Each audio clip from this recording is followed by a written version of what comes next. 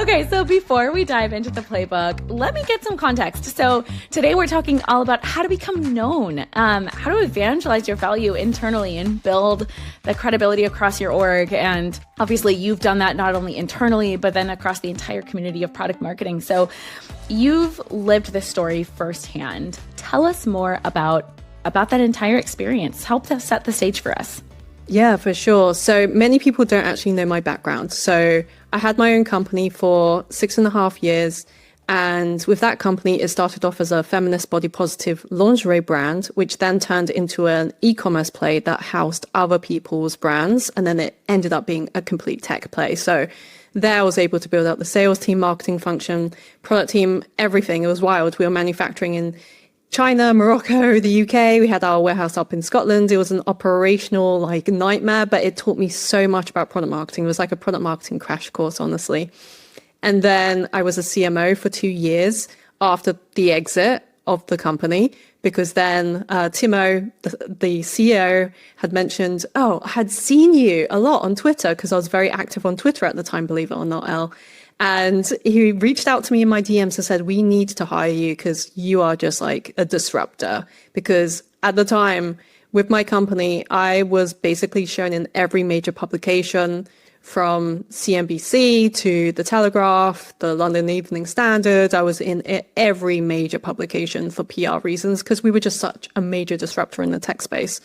So being in C-suite for literally 8 years. When I then entered into corporate America, when I was headhunted by actually a PM who then referred me internally, I entered back into the IC role because everything that I'd been doing up until that point, Elle, was literally IC product marketing role.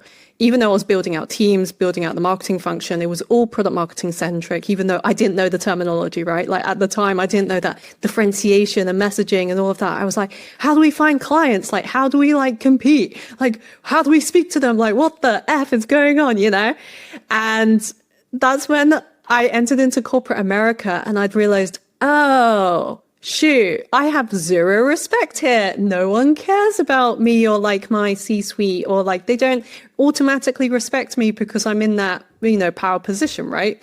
So my visibility was literally, it gone from 100 to 0 real quick. And on top of that, I had a micromanager who, for some reason, we clashed the entire time that he was at the company. And it caused a lot of stress. I started grinding my teeth at night.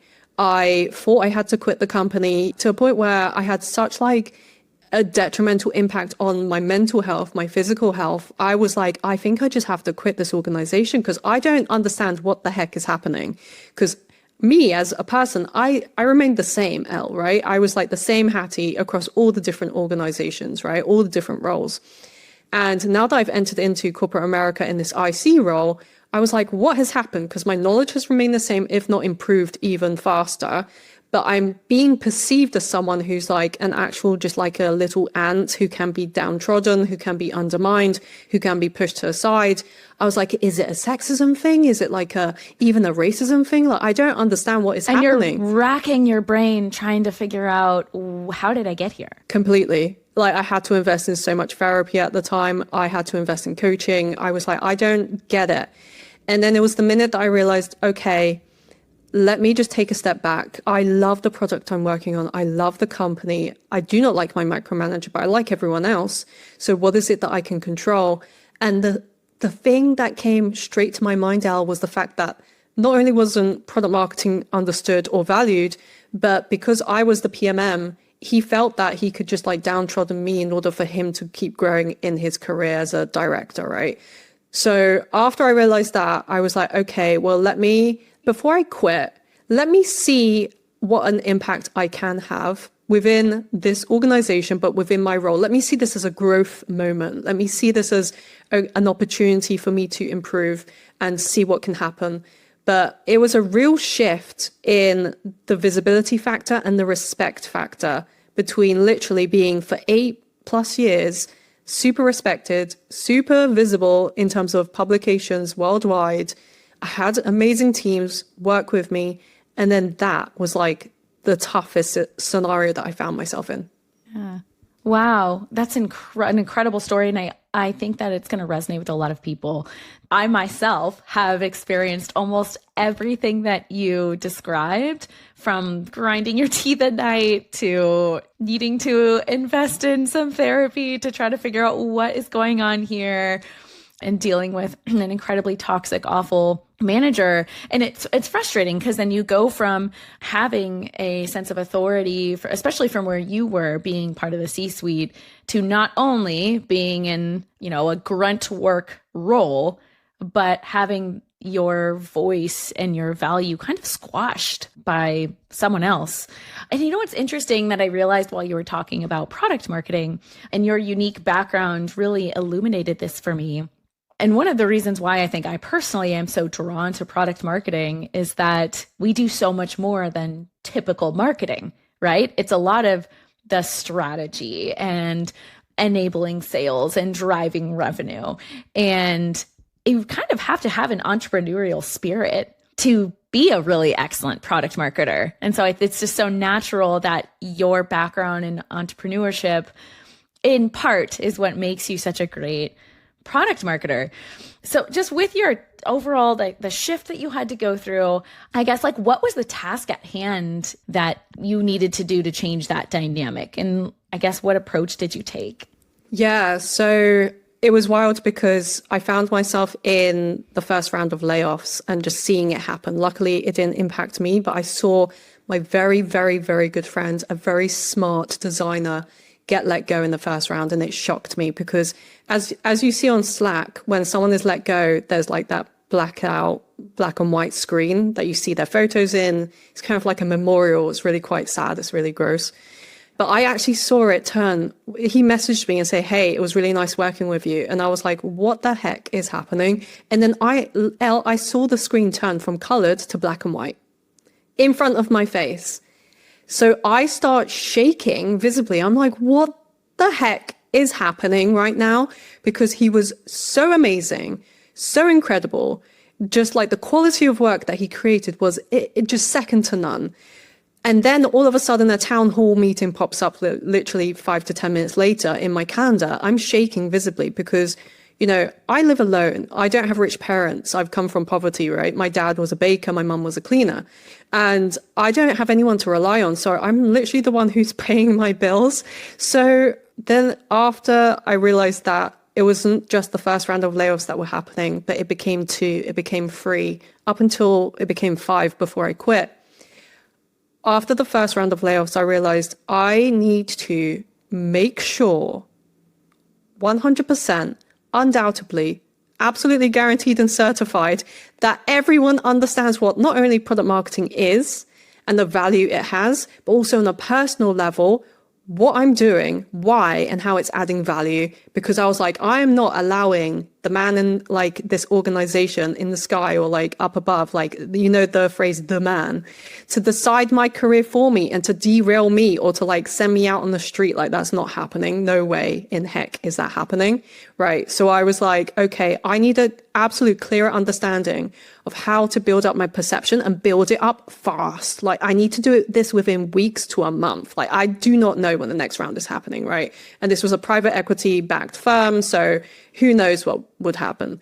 As I mentioned, I was the exact same person for 8+ years in C-suite. So I had recognized that it wasn't mainly a me thing. It might not have even be a knowledge thing. It wasn't even a skill thing. It was purely perception, purely visibility. Yes, exactly. So then what happened? What was the result after you decided that you need to take control over the visibility and perception? Yeah. So it was wild because once I cracked the code on how do I build up my visibility? How do I make sure people understand me? They trust me. They know me. Maybe even they like me, but that was at the bottom of the barrel. I was just I need people to understand why I'm there, the value I'm providing. I was literally brought into PE meetings, private equity meetings, within a month. I was known by the private equity firm. I was known by the C-suite. And this was an organization of 500+ people based out in America. I was the only UK employee at the time. And I was working completely remotely. So, working remote first has a completely different set of issues when it comes to visibility and, building up nuances and schmoozing and all of that stuff.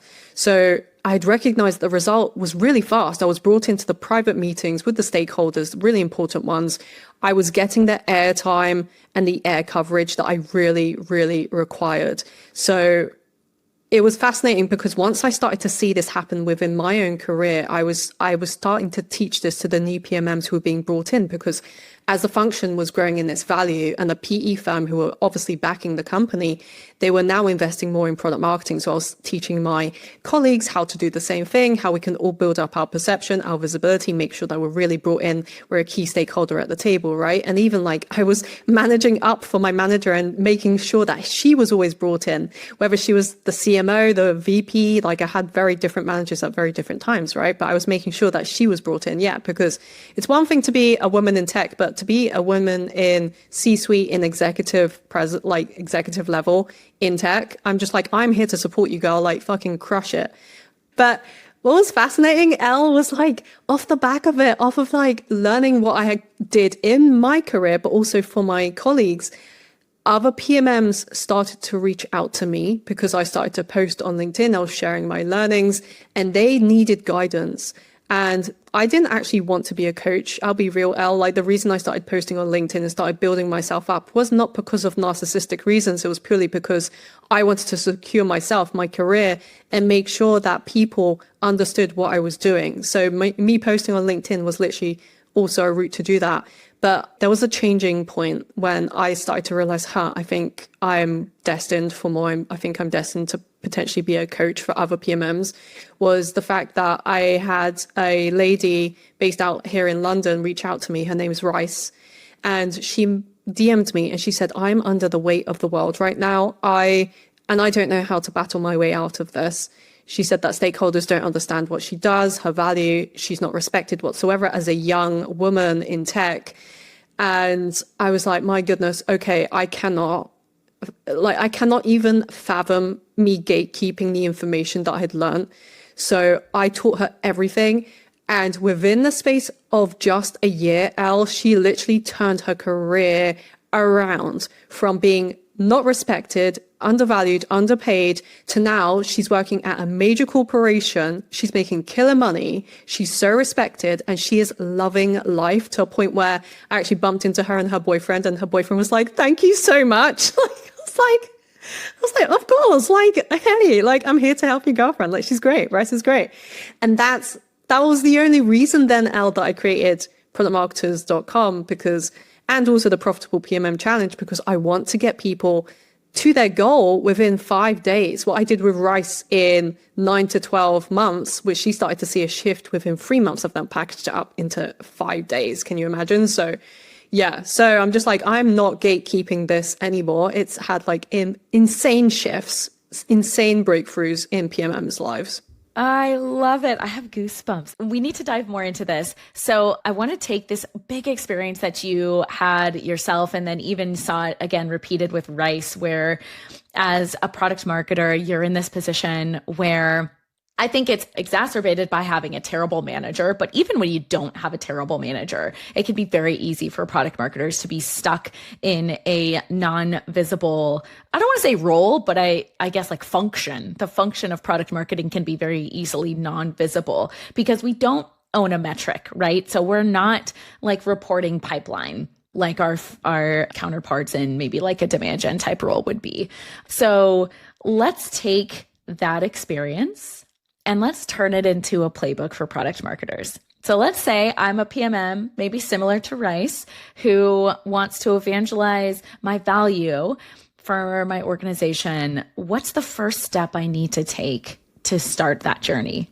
Hey, real quick, before we jump back into the video, I want to say 2 things. Firstly, thank you for watching. It seriously means a lot that you're here. But did you know that 85% of people who watch my YouTube channel aren't subscribed? Which means that there's a high probability that you aren't subscribed either. So if you're enjoying this video right now and you haven't subscribed yet, I would highly encourage you to subscribe. It would help a lot more other PMMs find out about the channel and upskill and uplevel themselves as well. Secondly, if you're a product marketing manager who feels overlooked, underpaid, and just not respected the way you feel you should be at work, I want to encourage you to join me in a very special online experience called the Profitable PMM Challenge. It's a special 5-day live coaching experience where I will take you through the exact system that I've used in my career and for my clients to help position you as a more respected, more valued, and higher paid PMM without burning out, having to beg anyone for a promotion, or waiting for someone else to value you.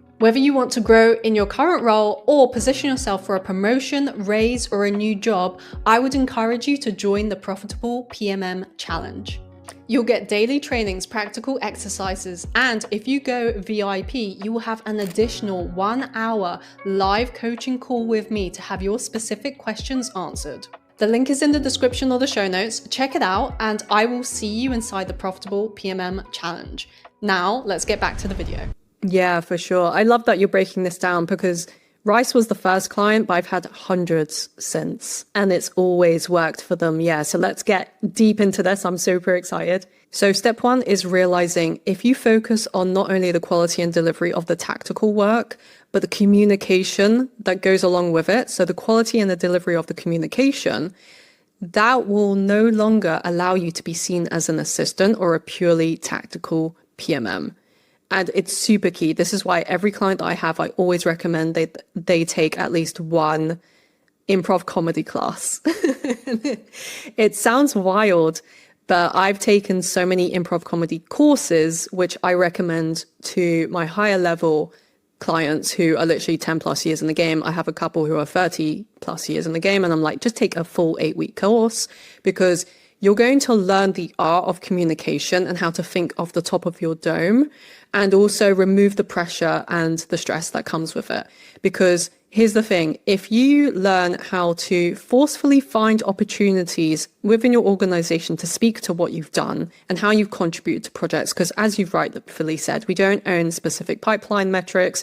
We require other people that we work with in order to action the work that we then create, and then the results come in. So therefore, we actually need to be a really good communicator. We need to be a good negotiator. We need to be a good persuader for other people. Then that's going to have like the step 1 unlock. And then the next stage from that is figure out your personal ICP. Now, what do I mean by that? Usually you think of ICP as your organization's ICP, who you're trying to attract for your customers, but who is your customer, like ideal customer profile within the organization internally? That's super key.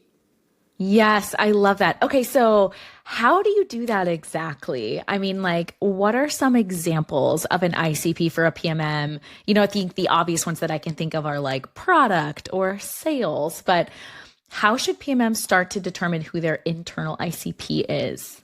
Yeah, a lot of people start with those departments, but actually it truly isn't most of the time, which is super surprising. That's why a lot of PMMs will catch themselves in the flywheel of providing sales with a bunch or providing product with a bunch, and they don't see their personal career moved forwards.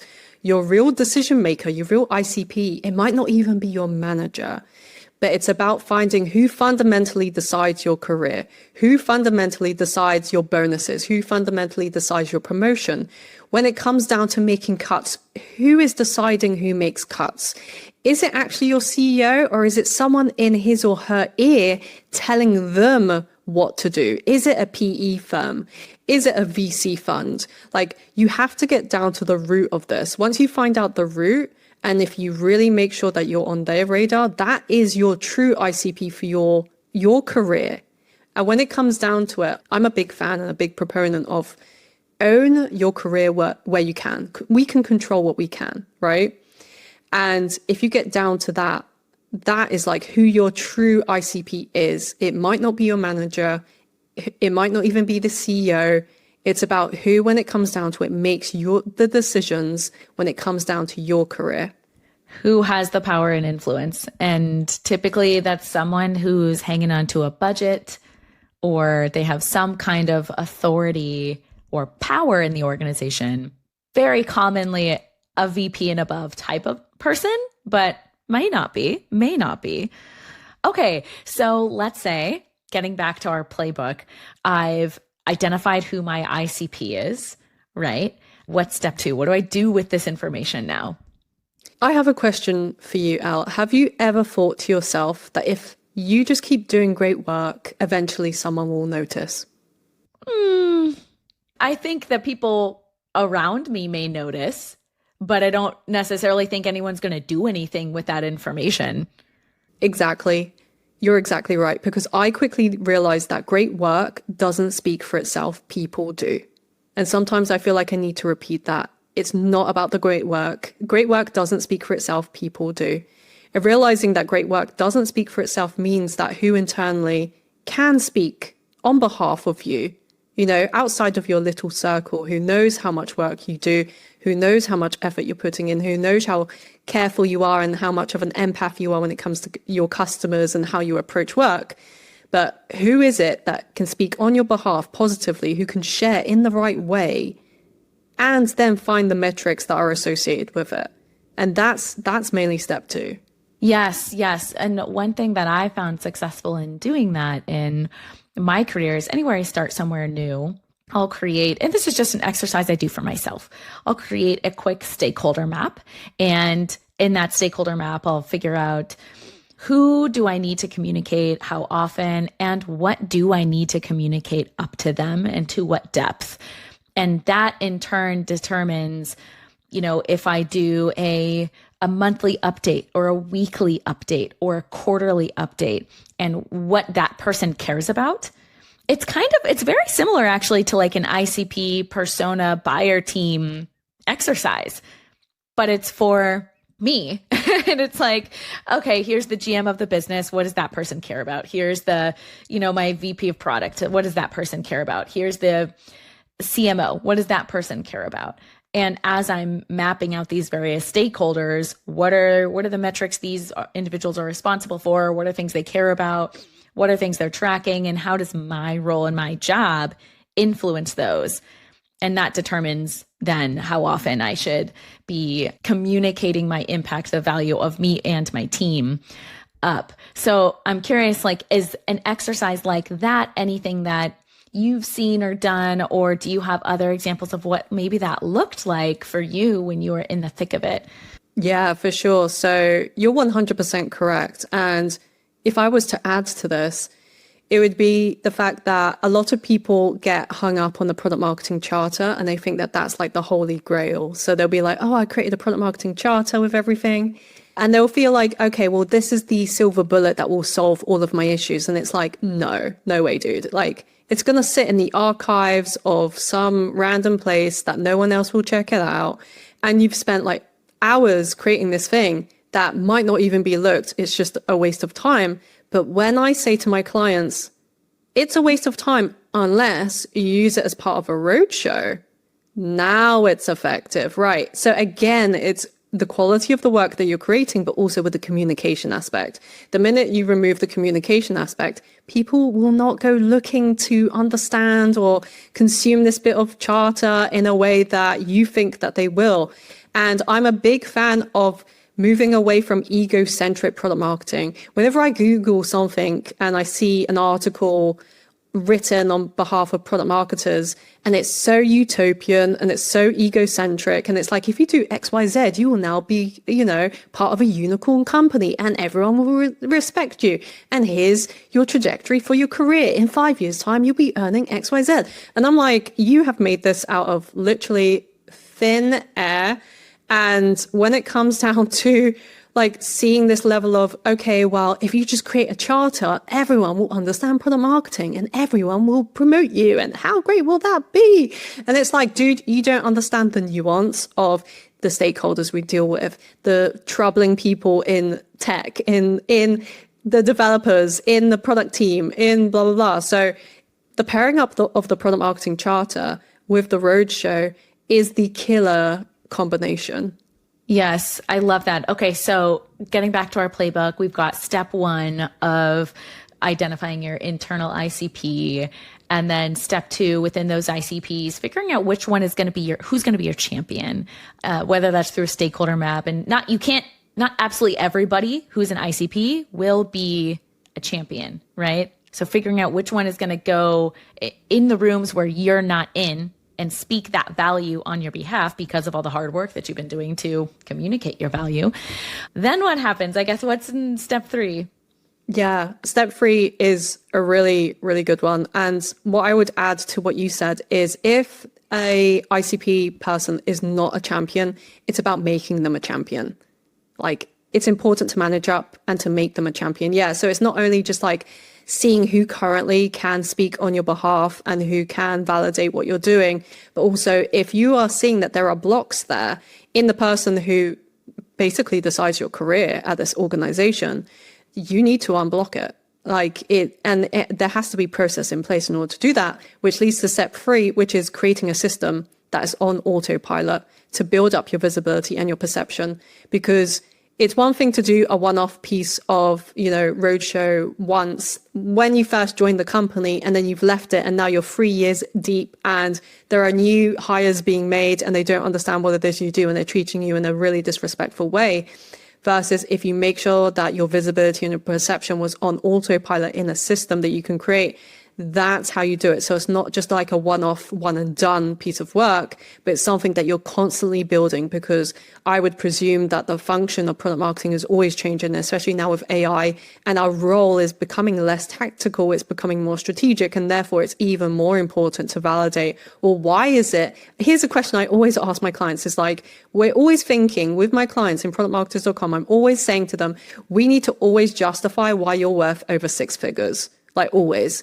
And how can we always build upon your career and everything that you've done, all of your skill sets? All of them are so talented, so incredibly intelligent. Even the people that you have on your podcast, Elle, have just been like groundbreaking people, right? So it's about like, how do you validate that? And creating a system is the way to do it, because hard skills is what product marketing is told to own, but not communicating the value that we're creating is really doing us a disservice. So not seeing as the communication piece as a one and done thing, or being like, oh, we just launched the go-to-market, that's done, move on to the next. But how can you communicate the improvements on it? How can you communicate like how you're evolving it? And just make sure that you're always front of mind when it comes to it. Mm-hmm. Mm-hmm. It sounds like communication is so key in part of that, making that repeatable autopilot system. And I'm really eager to hear more about that. So, which I don't want to get too ahead into the content that we've got. So let's do a quick recap. We've got step 1 of figuring out the ICP, step 2 of determining the internal champions and making sure that you unblock any potential champions that are part of that, and making sure that your impact is seen and measured by those champions. And then step 3 is building that repeatable system to communicate your value, that's just such a powerful mind shift in how we do product marketing. So then coming back to my one last question for you on this topic, and I guess for any PMM who's out there listening and trying to build credibility and influence in their org, what is your final piece of advice as they're trying to create that system and build out their champions and identify their ICPs? Yeah, this is a crucial piece of advice that I would give. And I have a lot of male clients, which always surprises people. And I tell them, because they're always like, Hattie, communication, how is that important? Or, oh, being authentic, how is that important? They're always saying, and I'm like, dude, please just hear me out. It's not woo-woo stuff. It's super important. But one thing that I've recognized amongst PMMs when they first join me to when they leave, or when they're like 6 months deep into our coaching, is they will start off kind of acting like as a professional, being like, oh, I need to act a specific way, or I need to pretend to be someone that I'm not. And the biggest unlocks that I've had in my clients in terms of them speeding up the rate of them getting to their personal goals in their career has been when they've relinquished the control and said, I'm going to fully lean into being me unapologetically. And it sounds very woo-woo, but it's actually not, if you really think about it. Because if you don't spend the time changing yourself, in putting yourself into a completely different version of you, you're basically, if you do that, you remove your complete edge, you remove your unfair advantage, you remove the gifts that you've been given. Because I have a real world understanding of, we as PMMs, we as humans in general, we are given specific strengths in each of us that allows us to be reliant on one another. That's how we can work as an ecosystem. It's like systems thinking to how we in tech are built. And also when it comes to building teams, which I've done multiple times, I'm always thinking about, okay, well, what are the different strengths that I can have within my team members and how can they complement one another? So when I see PMMs come to me and they're like, oh, I read this article on, XYZ, like habits of a good PMM or how I should be or the skill sets to have. And it's the antithesis of their superpowers, of their unfair advantage. I'm like, you need to cut that out as quickly as possible and lean into what gives you your strength, lean into what is your unfair advantage and bring that to the table, because that will actually be your unlock and your key to speeding up your success factor. And I actually break this down in my profitable PMM challenge. And I break it down because it's interesting where I've attracted all different seniorities from PMMs who are literally 1 year in the game to 30 plus years in the game, from different industries across payment to pure SaaS and more in different geographies, from Colombia to the US. It's wild, like the breadth of different people that come into a profitable PMM challenge. And it's fascinating because I can feel and see the shift in the PMMs where at the start of the week, they're acting a specific way, like, oh, this is what a professional PMM acts like. And towards the end, everyone's like open and vulnerable. And they're like, my goodness, this was like therapy, but equally I'm now strengthened. I'm motivated. I now feel like I can own my career as opposed to being like a bystander and watching my career fly before my eyes because of someone above. It's so fun, but also it's just so groundbreaking that I truly believe if people do the internal work, that's why I'm a huge fan of therapy in my own life. And I'm like, I recommend it if my clients need to do it. I'm like, maybe you might want to think about it. But delving deep into, well, what is it that makes you unique? And therefore, how can you bring that and like strengthen that muscle and make sure that you don't allow that to wither away in your career, but you use it as your superpower should be? Absolutely. I love that. Resonates so much with me. And it's a lesson that it took me a while to learn early in my career. I am very obviously a high energy, enthusiastic person, and being female, being a woman, being very feminine. It was hard earlier on in the B2B tech world. And I was very quickly, very often stereotyped. And it was just hard for me to try to figure out what I should do with this this energy and enthusiasm, because I couldn't turn it off. Right. So I had to learn, well, how do I use this actually as a superpower? Yeah. And how to use it to influence and motivate people. And I was able to do that, but it took me time to not be stereotyped as, someone who's airheaded and not competent, right? I had to prove my competencies along with my enthusiasm, and my high energy. And that took time to do, but it's an ongoing management of my superpowers. So I'm curious, if I were to join the Profitable PMM Challenge today, what could I expect as part of the experience? Yeah, I think you would honestly find it groundbreaking, Elle. I would love to have you as part of the challenge because you're able to really go in deep into the systems thinking behind everything that's done. Because I think a lot of product marketing content is always around the end result. It's like, oh, create this PMM chart or create this, breakdown. Here's an asset. Here's an asset. Right. Here's a framework. Here's the final thing. When actually I go in deep, like actually deep. Yeah. It's all about the system and the process, not necessarily the end result. Exactly. It's like the context in which everything else is built. And yes. I do that for my clients in terms of if you want to learn how to absolutely crush it in your career, take the challenge. And Elle, you would be able to do that because you were undermined for being feminine, you were seen as like the airheaded people. And I'm telling you, the PMMs who've been in my challenge so far, they've literally come with these topics. And the men in my challenge have said, I faced workplace bullies. I have dealt with being undermined. Yeah, because I found this unique trait in us PMM specifically. which is we are majority on the whole empaths. We actually care about our customer. We care about doing good work. And therefore it gets used against our advantage by people who want to use it for their own advantage.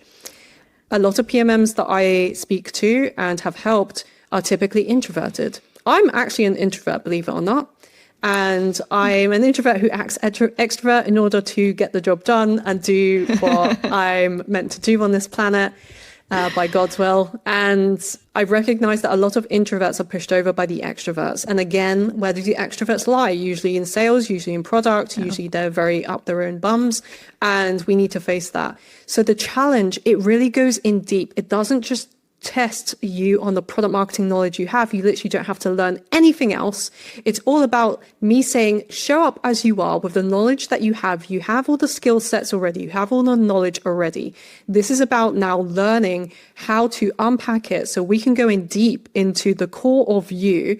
I will give you homework every single day for you to do. Every day builds upon one another. And by the end of the week, you will feel your life and your career changed. And 100% out of 100% so far, does that even make sense? Like 100%, like whatever. Doesn't matter. I'm so, it doesn't matter. 100%. Like I'm excited. Yeah, like 100%.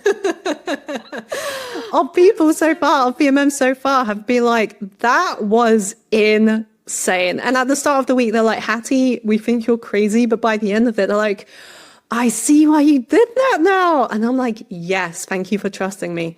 So honestly, Elle, like, I would love to have you in the Profitable PMM Challenge. You'd be you'd be perfect for it. So fun. Thank you. So shameless plug for anyone out there who's curious. Check out the PMM Challenge. 100. Yeah, 100%. 100% out of 100%, Elle. Like, I'm going to make that a thing. Yes. I love it. This was such a helpful case study on how PMMs can bring their value to the table and be seen and known in their organization and go from being underestimated and undervalued to being appreciated and having their careers just absolutely take off. So thank you so much, Hattie, for showing us all the work that goes into that and how PMMs can get started today. All right, so that closes the first segment of our show. Now I'd like to move on to the second segment of our show, which is the messaging critique. So if anyone has listened before, you know this is the part where Hattie and I, as product marketing experts, get to analyze real world marketing. And the fun part is Hattie gets to choose the company that we take a look at. Before we get started, just going to go over some really quick ground rules. We're going to pick a company, or Hattie has picked a company that we have an understanding of the customer on, or that she has an understanding of the customer on, because great product marketing, you can't just pick a company or critique messaging on a company where you don't know the customer. So that's how we select the company. And first, Hattie's going to tell me something that she's loving about the messaging. Second, something that she wishes the PMM would have done differently or considered. And then finally, we're going to do a quick, fun, creative brainstorm on what the PMM can do to take their messaging to the next level. Again, all about learning and refining our craft. No negativity, just a thoughtful, constructive critique. All right, so Hattie, please give us the unveil. Like, who's the company that you've selected today? Yeah, the company I've selected is called GuideFlow. Okay, I'm going to open their website. I was so excited. I took a peek earlier and I squealed because it's so cute. So for everyone who's listening, it's GuideFlow, GuideFlow.com. And it's so cute. When you go to their website, there's like a little animated, they look like toys. Yeah, toy ducks. And they're so cute. They're like going down like a little slide, and it like immediately, before I even read anything on the page, it brings me joy just looking at it. Does it speak to you, Elle? It really does. I am in a season of life where I have a 3.5-year-old and a 16-month-old. So child play is very much part of my everyday. Yes, so it's probably love it. Hattie, please tell me, what does GuideFlow do? Yeah, so they do interactive demos. And I've heard about them because, firstly, 2 of their sales guys came to one of my events here in London, because I throw PMM mini conferences every month. Yeah. And I was like, what the heck are you guys doing here? And they were so fun and so bubbly. And I was like, oh, interesting. Okay, I'll check you out. And then Elle, like, what was interesting was I learned that a lot of PMMs are switching to them as a company. Yeah. So I was like, okay, I need to check you guys out. Need to check it out. Yeah. Yeah. Okay. So interactive demos. I love it. Which, by the way, I think one of my last guests, recent guests, also shared it wasn't interactive. Maybe it was like a self-guided demo platform kind of tool. So I'm really curious to see how this one differs, and maybe if they play in like like the same market, but like cater to maybe a different ICP. So I'll be really curious about that. So who do you think is Guidepost target customer? Yeah, so they've made it pretty clear that their target customer are marketers in general, product marketers, customer support, sales, training and enablement, products, partnerships, and more. But I like the fact that they've been clear about who they're going after. Yeah. So just a quick question for clarification. Is it saying that like, is GuideFlow, is it for a company to arm their internal employees with interactive demos so that they can like go demo something for a customer or prospect at any time? Or is it for a company to create for any customer to be able to do an interactive demo? It's primarily, to my understanding, for an organization to show interactive demos on their website, but also Okay. the CS teams and the sales teams can do their own demos on behalf of customers and support them that way as needed. Yeah. Cool. So I think it's like a mix of using it on the website, but also directing customers directly either through a link, personalized link, and they'll be able to watch demos when they need support, which is pretty cool. Okay. It's cool that it like taps both sides, right? I agree. Okay, so what are you loving about their messaging? Because I've used the product, I actually delved into it because I'm always up for like using new products, especially if they're for PMMs. Like their product is generally truly beautiful, Elle. And what I then saw in like the messaging is, even though like I love their cute and playful nature, like you mentioned with the ducks, but I'm like, they are underselling themselves. I think that was what was most surprising to me. The messaging is just truly underselling themselves massively. And the use of like the AI based, I was like the messaging isn't speaking to what like really drove me in the product. And so it's really fascinating because I'm like, they do a great job of showing that, their tool is used by insanely great organizations, and the demo, the interactive demo that they actually show is fantastic, and the breakthrough and everything. But I'm like, I think you could go harder, dude. Like, I just think you can go so much harder, because most of the interactive demos that I've seen, they do obviously link into it speeds up, you can do it in seconds and not days. And, you can build one in 5 minutes. But because I've used their tool, it feels quality. Like I don't know. It's like that feeling is there. And I'm a big fan of anything that's quality, from the pens that I use to the products that I use. Hands down. I'm so sick of like garbage stuff that's really low quality. It's like, ugh. No, over that. And especially when you're at a specific seniority, you're just like, I just want to be surrounded by beauty. Like, I need to. And I'm like, I don't see any of the aha moments that I had in their messaging. And okay. So when I go to their website, it says show, don't tell, create AI-based interactive demos too. And then they've got this like kind of like a carousel of changing use cases. It's like upgrade your customer support, supercharge your sales. I'm waiting for the next one to come. Train your team in seconds. Onboard your customers, right? So it's changing. It's changing in all these use cases. And I kind of feel like, I don't want to get too much into your critique, but I kind of feel like they're trying to be everything everywhere all at once. Like they're focusing on all these different use cases, which I think are going to have very different set of problems. And by doing that, you're not, to your point, telling a good story on any one particular use case. Like, yeah, sure, your product could be used to train your internal sales teams, but let's focus on just converting customers. Then you can expand to some of those other use cases. I mean this like for this is obviously like some kind of small company or startup. But what do you think about that? I would agree, because they have their use cases really clearly defined in their tab section. Yeah.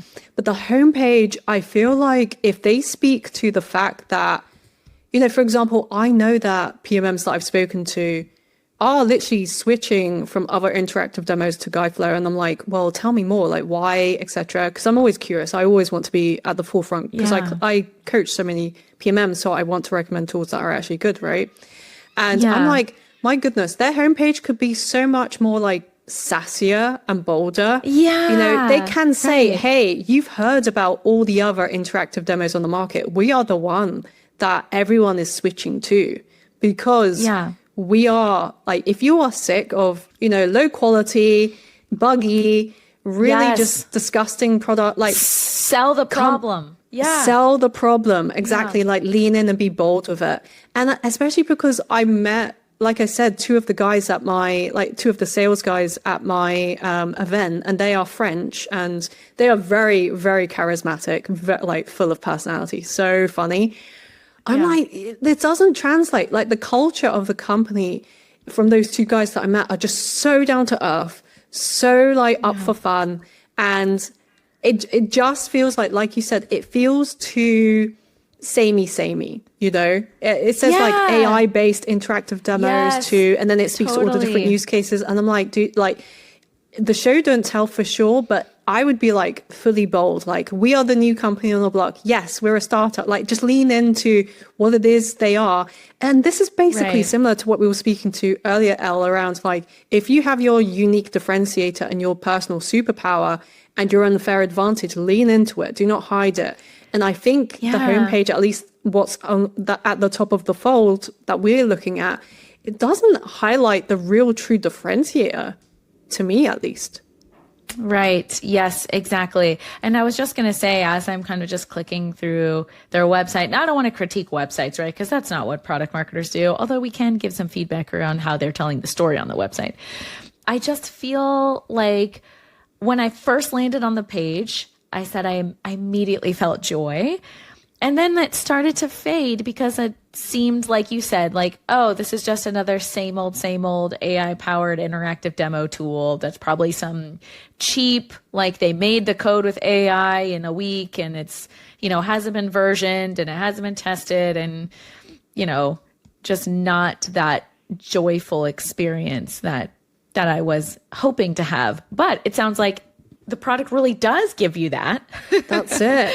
Exactly. It's a perception play. It kind of links nicely to what we were speaking about earlier. It's a perception play. It's a perception play. Again, it's like being a fantastic PMM, but your perception is completely off. And it's the same thing here, because this is why I want to use it as an example, because I've been in the product. I've been in the product and I have tested out so many different interactive tools that I know that this is quality stuff. Like, I was like super impressed. It has like this Scandinavian feel to it. Like, if anyone knows about Scandinavian like furniture and like the aesthetic. And when it's so good quality. And when I was in the product, I was like, my goodness, I was like, this feels like Scandinavian. This feels like good quality stuff. Yes. And when I saw the homepage, I was like, no, like, the messaging can be improved. Like, there is like a ton of room for improvement. So I think you're right, Elle, in terms of if they keep, for example, their playful element, like the playfulness, which again was like this little ducks thing, it is actually very much in line with the vibe of the guys that I met in real life. They were very friendly, very funny. Yeah, they were just like, where should we go? Should we go to like pizza? Should we do steak? And I was just like, I will give you any recommendation you like, dude, because you guys are funny. Yeah. So I think like putting the playful nature with the fact that they have personality, they're extremely good quality, they're used by all of these amazing organizations, and just showing more of that take. And I would say go bold with it. I would love to write this messaging. Yes. Oh, okay, Guideflow. We love the product. We love your playfulness, and we want to see more bold, playful messaging. Yeah, for sure. Big time. Okay. But shout out, you guys are on the right track. Everyone, we got to iterate along the way. So, Hattie, one thing I always try to do on this podcast is to make room for gratitude. So I'd like to move on to a moment of gratitude because in product marketing, none of us get here alone. Obviously, you have a ton of clients who relied on you to help reshape and reform their experience as a PMM. And I know myself, I've had so many mentors, from people who didn't even realize that they were mentoring me to direct managers who are making it an effort, like to actively mentor me. So I want to thank you for your time and effort to do this episode today and to share your expertise. So thank you so much for being here and doing that. And then before we wrap up, I want to turn it over to you, and we'd love to hear any PMMs that have helped shape who you are and the amazing Hattie the PMM. Give them a shout out. Yeah, no, thank you so much for having me, Elle. This has been an absolute pleasure. And I want to shout out my previous PMM colleagues who joined Tempo after I was brought in. And they've been exceptional people, like truly. And I've actually made lifelong friendships with a few of them. And just working with exceptional PMMs really allowed me to up-level myself in ways that I had no idea that I could do in a short space of time, right? It's just been such a blessing, especially since I had that micromanager who really started off the sequence of events and the adventure that I had there into a way that I thought wouldn't end positively. But the PMMs that I've worked with directly have been exceptional, including my manager, even the VPs. Like, just, my goodness, I have such good friends now out of it. And I want to shout out some, like Eric Holland. He's amazing, part of We're Not Marketers, and he's just been such a good friend. And yeah, I love that man to the depths of me. I'm a big fan, and obviously a big fan of the show and everything. Absolutely. Yeah. And he's just been such a big supporter. I think we vibe on a completely different level, where we understand in the space of product marketing, being like an influencer, I guess. Yes. A lot of people think we come from a place of like narcissism, or a place of or a place of like wanting to, I don't know, be in the spotlight, when actually what we're truly doing is just like what you're doing, Elle. You're putting other PMMs at the forefront and at the spotlight, and trying to move the entire product marketing division or industry forward beyond what is like the very generic utopian content. It's that I can't gatekeep this. Right. Exactly. Like, I hear an amazing product marketing story and I'm like, people need to hear this. It's so good. Yeah. And your podcast has been amazing. That's why I'm just like so grateful you've had me on, because I've been like a huge champion of product marketing adventures from the start. Yeah, because you have. Thank you. I really have. Yeah, because I don't know if you remember, but I reached out to you when you announced your first episode. I know. And I was so flattered and just beyond, I was giddy. Hattie. Stop. I was giddy to speak to you because I'm a huge fan of people owning their life, of leading into their superpowers, of doing whatever the heck you want to do. If you want to create a podcast, go for it, girl. Like, I'm here for you. I'm backing you. I want you to thrive. Yeah. And I think what you've done has been exceptional. So, I want to thank you for being an absolute game-changing person who's leading the way. You're bringing these like amazing quality conversations to product marketing, and it's just been groundbreaking. So yeah, I want to thank you. I want to thank a couple friends who have become they were like PMM friends, but now they've become actual friends, like Louise Dunn. I love that. Anna Bienes. Yeah. Well, it used to be like they would just come to my events, and now we go to spas together and brunches and dinners. I love it. Like actual Isn't friends. Isn't that the best? It's the best. It's the best, honestly, where I can speak to them about, dating in the London scene, and they can be like, oh, I'm married. And I'll be like, oh, well, you're so lucky. I'm joking. We're just conversations. Transformed from what do you think about this messaging? What's the customer pain points to check out this date that I went on and exactly going from like frameworks to like, does he work? I'm joking. Yes, I love it. 100%. Oh my goodness. Yeah, so fun. So fun. And finally, I would like to really thank all of my clients, like every single one of them.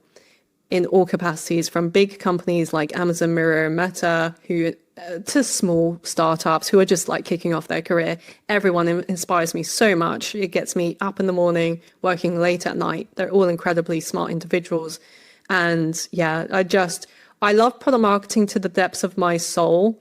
And I think a lot of people, when they consume my content on the first time they start to see my content, they probably don't realize how much I really, truly care about product marketing, because you know, at the start of this conversation, I kicked off that I had built out my company, you know, for 6.5 years.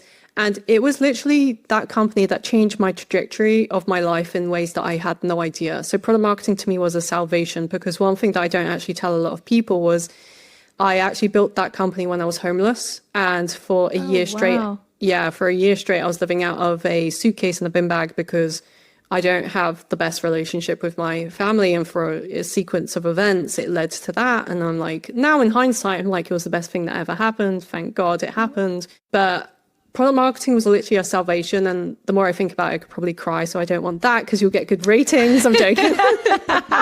But you're not having that from me, Elle. But yeah, like, my goodness. Yeah, product marketing literally was like my breakthrough away from poverty into a life that I couldn't imagine for myself. And that's, again, a reason that's brought me back into my faith. And I would obviously thank God for everything that he's done for me. But yeah, the ability to help other PMMs live out their dream life like I have has been, like, honestly, like an absolute blessing. And that's why I'm just so thankful that you're here today. And yeah, I presume you're going to clip this and put this on TikTok, but honestly, I think it's good to be vulnerable. I think it's okay to be vulnerable. And especially since I care so much. And if product marketing can change someone's life in a way that they didn't know, or it can change their kids' lives, you know, Elle, for example, you have 2 amazing kids. Like, if it can change your kids' lives from the decision of, okay, well, they have to go to a specific school, to now we can put them in a school that we want, or we can go on holiday to a place that we want, as opposed to what we can afford. It's just like, if I'm able to play even the smallest part in someone's career, whether it be they're just in the product marketing world or they're 30 plus years in the game, which a lot of me come to me from that world, which is wild. But I think it's because they see some sort of confidence in me that they can borrow. And I'm like, let's do this, let's crush it. Which is funny, because one of my recent clients, he joined me. He's much older, a person who I didn't think would ever want my coaching. But he was like, I want to end my product marketing career with a bang. He was like, I want to have true impact. I want to have a level of impact that I will be so happy when I retire. And I'm like, dude, let's do this. Let's go. I love it. Yeah, I just love product marketing to the depths of my soul. And yeah, thank you for having me. Yeah, and we're so lucky to have you. That's such a cheerleader for others, and a true coach who's able to help someone take that superpower and harness it to have that impact. So thank you so much for sharing and for being vulnerable. And I'm such a big believer of his plan is greater than our plan. And it's so funny how something that is meant for you will find you, even no matter how long it takes. So I'm glad that productmarketers.com found you, even though you founded it. Like, right, exactly. So true. So true. Oh, and then my last question for you, Hattie, is where can we access your expertise? Obviously, we've got productmarketers.com. We've got LinkedIn. You know, if someone wanted to reach out to you, what's the best way? Yeah, I would say the best way is jump into my DMs on LinkedIn, follow me there. I have my YouTube channel as well, where I go into depth on specific areas of product marketing, have my Profitable PMM challenge. So I'd love everyone to come and join it, just see what it's like. Yes. Yeah, I feel like it's going to be groundbreaking. So for a lot of people, more than the hundreds that I've already put them through, you know? I love it. Like, just jump in, try it. But also I have my group coaching and my inner circle coaching, which is for higher level PMMs, of different seniorities. So right now I have PMM employees in there. I have employees who want to become freelancers or do consulting work on the side, really ambitious PMMs who come to me. I think it's because they see what I'm doing and they're like, I can learn from this lady because, bear in mind, Elle, I only created productmarketers.com and launched it at the end of January. So maybe like 7 months ago. Yeah. And now I'm considered, a known name amongst PMM consultants and coaches who've been in the game for years and years and years. So I'm always about like, how can we use the highest leverage ways in order for you to build up your career, get to your goals as quickly as possible. That's why I was able to be all of the C-suite roles in my 20s and now in my 30s doing this. So yeah, I would just recommend if you want to find me, I'm on LinkedIn, I'm on YouTube. I'm always down to chat. I'm always down to voice note. So ping me a message and We will definitely link everything in the show notes for everyone. One last shameless plug for Join the PMM Challenge. Yeah, do it, please. And thank you, PMM listeners, for joining us on this adventure today. I hope today's episode leaves you with inspiration to take the next step in your own journey.